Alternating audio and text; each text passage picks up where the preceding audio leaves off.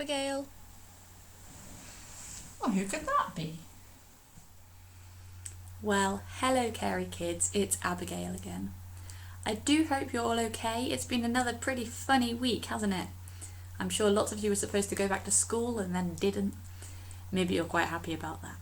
Anyway, one thing hasn't changed. Carey kids is still here. Now, I want you to imagine that you're lying in bed, just getting ready to go to sleep, and you hear somebody calling your name. Now, who would you think that it was? Well, it must be somebody close by, mustn't it? Maybe your mum or your dad, or maybe a brother or sister or somebody else who lives in your house. Well, last week we started learning about Samuel, didn't we?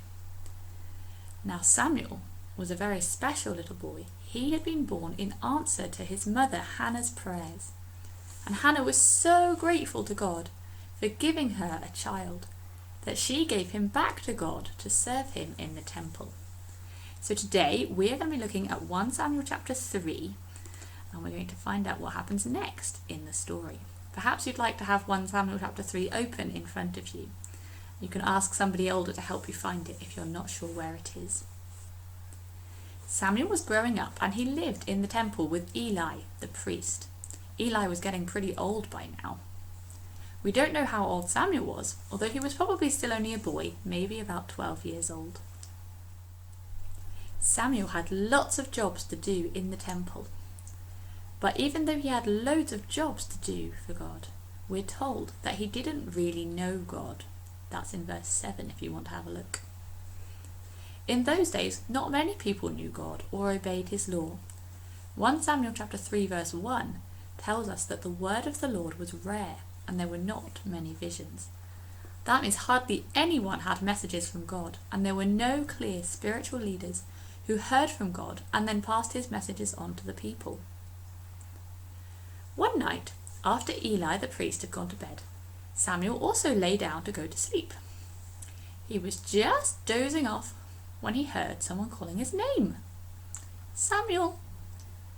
Well, who could it be? It must have been somebody nearby. Who else was in the temple?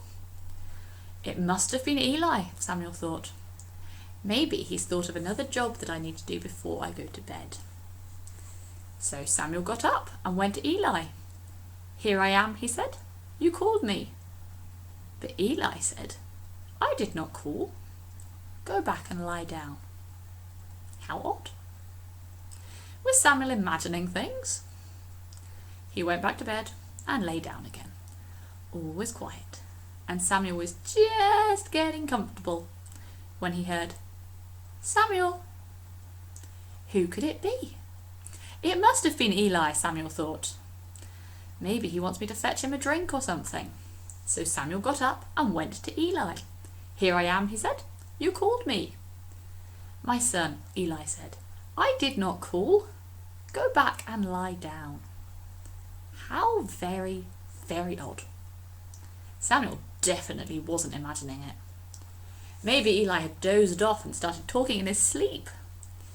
Anyway, Samuel went back to bed and lay down.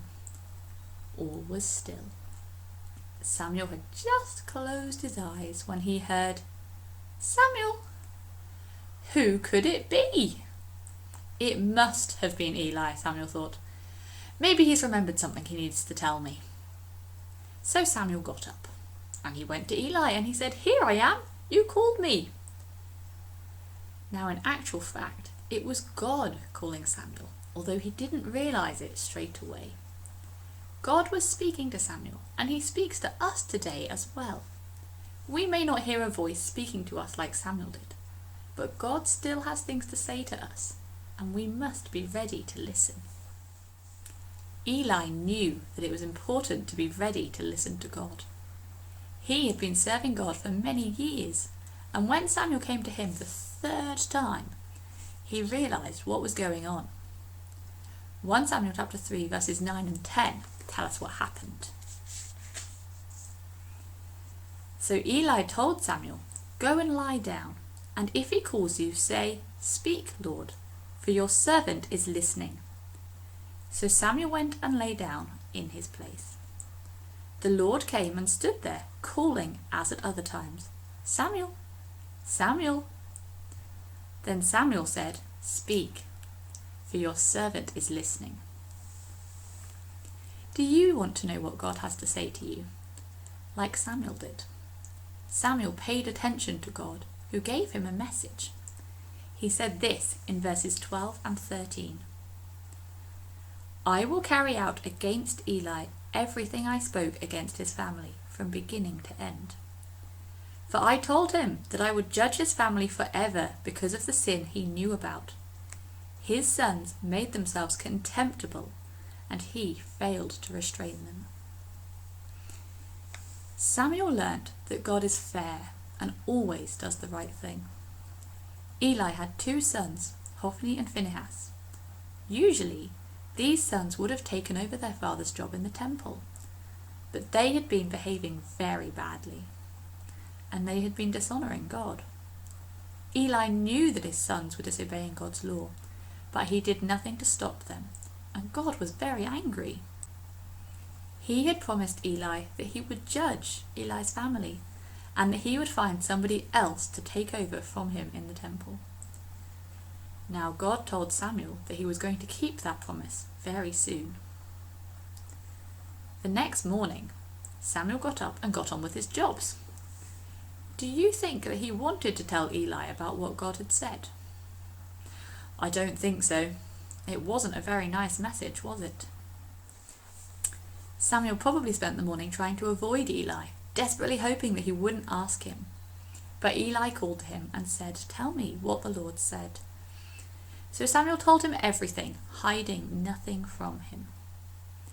God had told Eli before what he would do, and Eli knew that he would keep his word.